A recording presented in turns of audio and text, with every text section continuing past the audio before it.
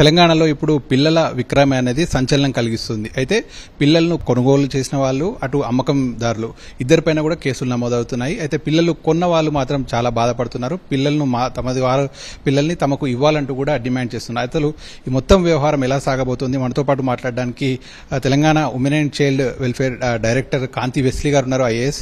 Madam, అసలు ఈ పిల్లల అమ్మకం విక్రయం చూస్తున్నాం, ఇప్పుడు చాలా సంచలనం కలిగిస్తుంది.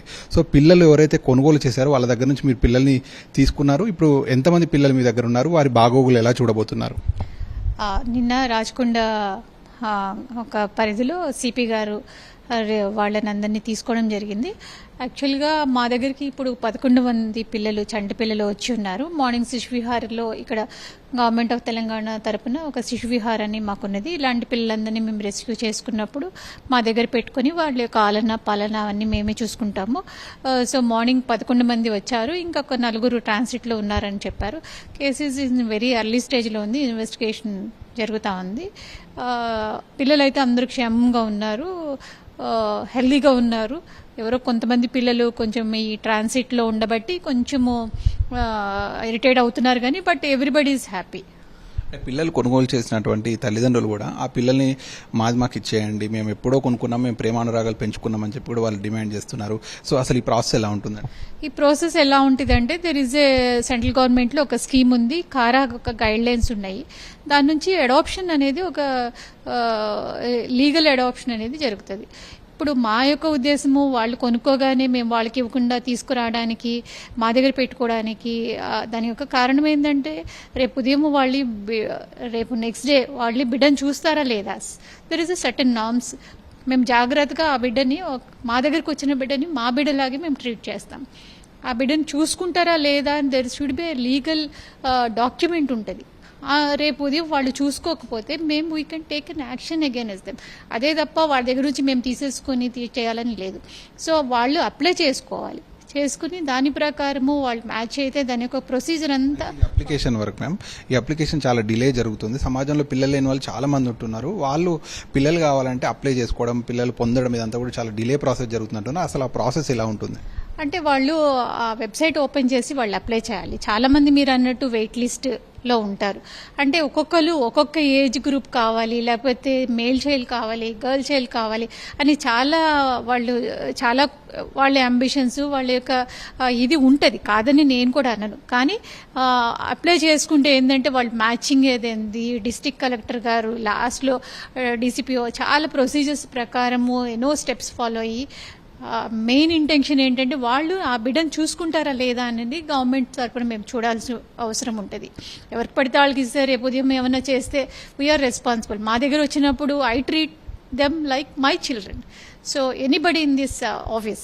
సో అందుకోసమని మేము చాలా ప్రికాషన్స్ తీసుకుని ఇవ్వడం జరుగుతుంది. దాని ప్రకారం ఇస్తాం. మీరు అన్నట్టు డిలేస్ జరగడం అంటే ఆ గైడ్ లైన్స్లో సెంట్రల్ గవర్నమెంట్ వాళ్ళు అలా చేసి ఉన్నారు.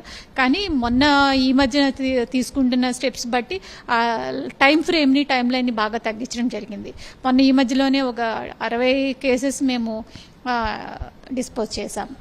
మనం ఈ మధ్యలో ఇంత పెద్ద ఎత్తున శిశు విక్రయాలు అనేటువంటి చూడలేదు. మనం ఇక్కడ మేడిపల్లి పిఎస్ పరిధిలో చూసాం. సో ఇప్పుడు ఎవరైతే పిల్లల్ని కొనుగోలు చేశారో వాళ్ళందరి దగ్గర నుంచి పిల్లల్ని గవర్నమెంట్ తీసుకుంది. కానీ వాళ్ళందరూ పిల్లలు మాకు ఇవ్వండి, కావాలంటే ఒక 1 year మీరు పరిశీలించండి మమ్మల్ని, మేము నిజంగానే పెంచుకోవడం కోసమే తీసుకున్నామా లేదా అనేది అడుగుతున్నారు. సో దీంట్లో ఏదైనా నెక్స్ట్ స్టెప్ మీరు ఈ విధంగా తీసుకునే అవకాశం ఉంటుందా? లేదండి, ఇది అమ్మడము ఎంత తప్పో అట్లా ఆ విధంగా కొనడం కూడా తప్పు. దెర్ ఇస్ ఎ ప్రొసీజర్ ఉన్నప్పుడు దాన్ని డీవియేట్ అయితే షార్ట్ కట్లో నాకు కావాలి అని అంటే మేము చేయడానికి లేదు. ఎందుకంటే I to understand as a మదర్గా ఒకవేళ ఆ బిడ్డని నేను తీసుకుని ఉంటే నేను కూడా అర్థం చేసుకోగలను. యాజ్ ఎ హ్యుమానిటేరియన్ గ్రౌండ్స్లో వాళ్ళెంత బాధపడుతున్నారు. కానీ చాలా మంది వెయిట్ లిస్ట్లో ఉన్నారు. ఇప్పుడు కూడా మేము మార్నింగ్ మా సిఎస్ మేడము, సెక్రటరీ మేడం మాతో మాట్లాడారు. అంటే వాళ్ళకి ఇస్తే ఏంటి అది ఇది అని. అంటే నేను అనేది ఏంటంటే ఒకవేళ వాళ్ళు ఆల్రెడీ అప్లై చేసుకుని ఉండుంటే, ఒకవేళ వాళ్ళు మ్యాచ్ అయి ఉంటే definitely we will give it them. There is no issues. We are very happy to do that. That's it. So only అంటే ఆర్ఫన్స్ మాత్రమే ఇవ్వడానికి అవకాశం ఉంటుందా మేడం, లేకపోతే ఇట్లా ఆల్రెడీ తల్లిదండ్రులు ఉన్న వాళ్ళు కూడా ఈ విధంగా వాళ్ళ పిల్లల్ని ఇచ్చే అవకాశం ఉంటుంది? ఉండదండి. బయలాజికల్ పేరెంట్ దగ్గరే ఉండాలని మేము కోరుకుంటాం. ఎందుకంటే బయలాజికల్ పేరెంట్ దగ్గర నుంచి మేము వేరు చేయాలని ఎవరు అనుకోం. ఇప్పుడు మీ దగ్గర ఏదైతే ఈ సంఘటన నుంచి సేకరించినటువంటి పిల్లల్ని, చిన్నారుల్ని మీరు ఏం చేయబోతున్నారు ఫర్దర్?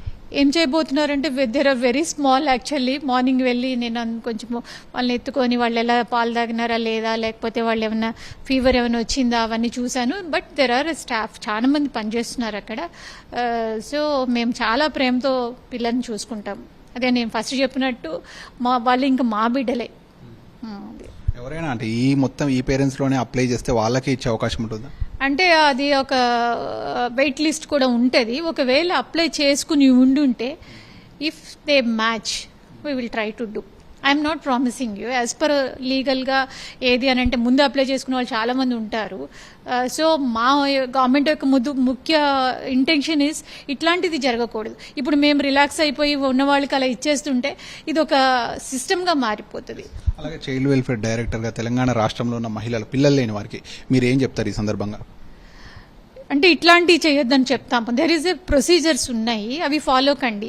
తెలియకపోతే మా ఆఫీస్కి రండి, మేము సెన్సిటైజ్ చేస్తాము, మేము అవేర్నెస్ ఇస్తాము, ఏం చేయాలి అనేది మేము చెప్తాము. మీరు చక్కగా మీ బిడ్డని మీరు తీసుకుని వెళ్ళొచ్చు. మాకు కూడా ఒక మంచి కుటుంబాన్ని ఒక చిన్న బిడ్డకి ఇచ్చిన వాళ్ళని అవుతాం.